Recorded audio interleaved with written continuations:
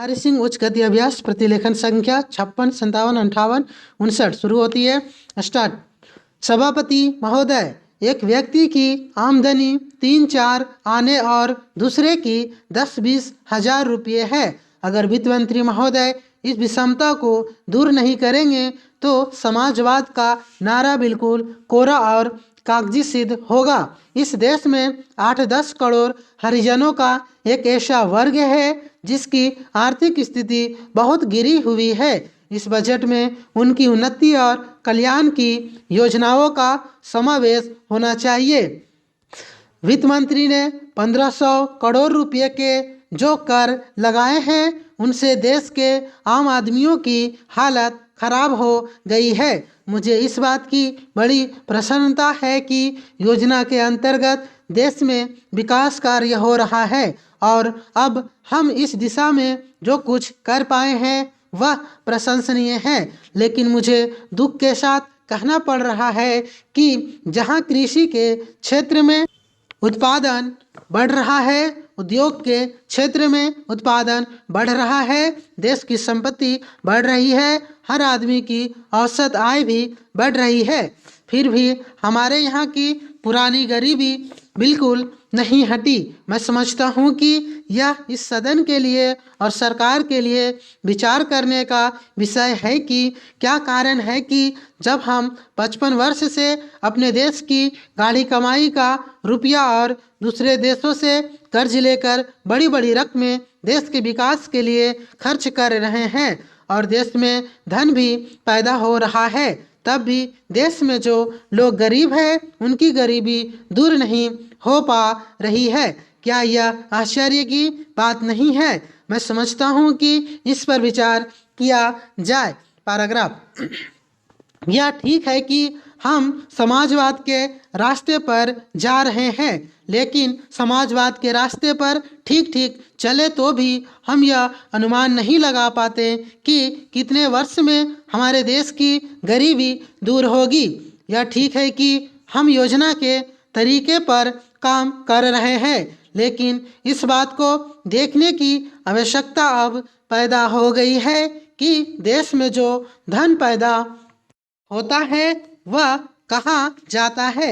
इतनी प्रगति होने पर भी हम देखते हैं कि गरीबी दूर नहीं हो पा रही है। गरीबों को खाने के लिए अन्न नहीं मिलता, पहनने के लिए कपड़ा नहीं मिलता। इसका क्या कारण है? यह गंभीरतापूर्वक सोचने की बात है।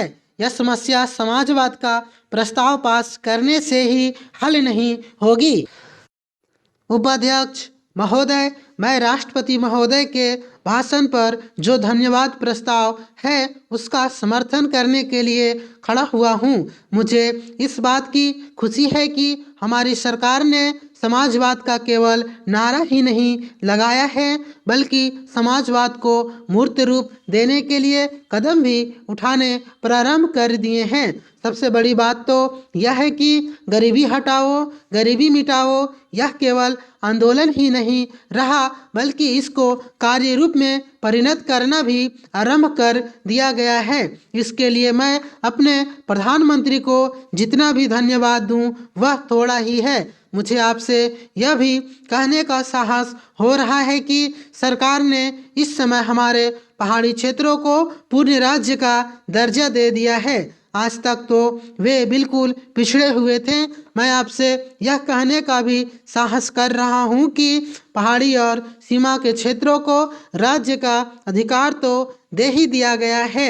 उनको यह अवसर भी दिया गया है कि वे अपने पिछड़े हुए इलाके को उन्नत बनाने के लिए स्वयं प्रयत्न करें और अपने पैरों पर खड़े हो।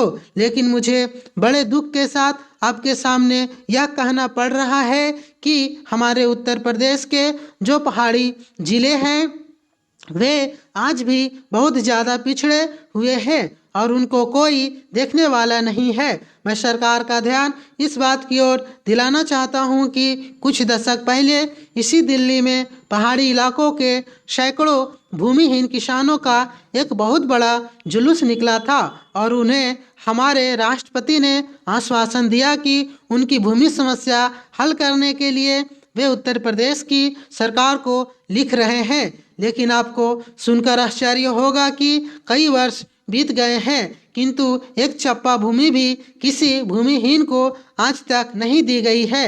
हमारे भूमिहीन किसान कभी जेल में सड़ते हैं और कभी कहीं मारे फिरते हैं, लेकिन भूमि उन्हें नहीं मिली। पैराग्राफ। इसी प्रकार मैं आपको यह भी बता देना चाहता हूँ कि एक बार हमारे मुख्यमंत्री जी ने भी लिखा था कि हमारे उत्तर प्रदेश के जो पहाड़ी ज़िले हैं वे पूरी तरह से पिछड़े हुए हैं। इसके अलावा एक बार हमारे प्रधानमंत्री जब यहाँ दौरे पर आए थे तब उन्होंने एक सार्वजनिक सभा में भाषण दिया था। उपाध्यक्ष महोदय, अपने भाषण में उन्होंने कहा कि मैंने आज तक ऐसी गरीबी के दर्शन नहीं किए जैसा कि मैं देख रहा हूँ। ऐसी गरीबी जब हम स्वतंत्र नहीं थे तब अवश्य देखने को मिलती थी, लेकिन स्वतंत्रता के पश्चात मैं पहली बार ऐसी गरीबी देश के किसी भाग में देख रहा हूँ। देश के विकास के काम को बढ़ाकर ही ऐसी गरीबी हम हटा सकते हैं। सरकारी उद्योगों की स्थिति अजीब है। हर संभव कोशिश से और सद्भाव बनाकर सरकारी उद्योगों के कर्मचारियों को आप अच्छा वेतन देते हैं और उन्हें रहने का अच्छा स्थान देते हैं, फिर भी घाटा होता है और देश का नुकसान होता है। कारण क्या है? कारण यह है कि आपकी उद्योग नीति गलत है और जो रुपया आपके पास है उसको भी आवश्यक काम के लिए खर्च नहीं कर रहे हैं। एक तरफ बोकारो के लिए 600 करोड़ रुपया रख रहे हैं और दूसरी ओर राजस्थान नहर को पूरा करने के लिए आप कहते हैं कि हमारे पास पैसा नहीं है। एक और महाराष्ट्र के अंदर आप नई चीनी मिलें खोल रहे हैं और दूसरी ओर उत्तर प्रदेश और बिहार के अंदर कारखाने बंद हो रहे हैं या जो उनकी क्षमता है उस पर पूरे तौर पर काम नहीं कर रहे हैं। यह कोई औद्योगिक नीति नहीं है। पैराग्राफ। इसलिए यह कहना ठीक नहीं है कि हमारी औद्योगिक नीति सफल हुई है। मंत्री महोदय कहते हैं कि वे सिंचाई के लिए एक सिंचाई आयोग बनाएंगे। अच्छी बात है, मगर सिंचाई की क्या हालत है हमारे देश के अंदर, यह भी तो देखिए। जिस समय हमारे देश में कोसी बांध का काम शुरू हुआ था उस समय पाकिस्तान ने एक बांध पूरा कर लिया था, वहाँ उसने सिंचाई हो रही है और हमारे यहाँ इसका काम आधा भी नहीं हुआ है। राजस्थान नहर शुरू हुए कितने वर्ष हो गए हैं परंतु अभी भी वह बनी नहीं। हमारे यहाँ कोई ठीक तौर तरीका नहीं है।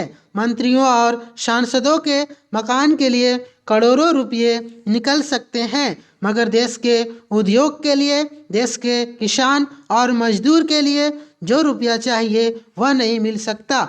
उनके लिए रुपया नहीं दे सकते हैं। यह कोई उद्योग नीति नहीं है, यह एक खिलवाड़ किया जा रहा है। मैं कल सदन को बतला रहा था कि कुछ सड़कें विश्व बैंक की सहायता से बनने वाली थी। महोदय, समाज कल्याण संस्थाओं का काम बहुत बड़े परिणाम में बढ़ा है। आजकल इसके लिए अनुदान भी पहले से कहीं अधिक दिए जाते हैं। हर पंचवर्षीय योजना में हम इस पर अधिकाधिक धन खर्च करते हैं और आजकल समाज कल्याण का कार्य करने वाले पूर्णकालिक कार्यकर्ता भी पहले से बहुत अधिक है। लेकिन मैं ऐसा अनुभव करती हूँ कि जैसे जैसे हमारे व्यय और कार्यक्रम बढ़ते जाते हैं वैसे वैसे इस काम में व्यक्तिगत उत्साह और लगन की भावना घटती जाती है। पैराग्राफ। अध्यक्ष महोदय ने मिशनरी भावना का उल्लेख किया और मैं भी अनुभव करती हूँ कि आज वह नहीं है। मैं यह केवल वोट के बारे में ही नहीं बल्कि सामाजिक कार्य के समस्त क्षेत्र के बारे में कह रही हूँ। फिर स्वेच्छा सेवा प्रयास भी कुछ कम होते जा रहे हैं। पैराग्राफ। ऐसा भी होता है कि जब विचार संस्थाबद्ध हो जाते हैं तो उनमें कुछ न कुछ आशायुक्त काम करने की भावना आ जाती है। यह मनुष्य का स्वभाव है। सारे सामाजिक कार्य का लक्ष्य तो उसी संवेदन के अभाव और निस्वार्थता पर संदेह के परिणामों से लड़ना है, जिसकी प्राय मानव स्वभाव कहकर अनदेखी कर दी जाती है।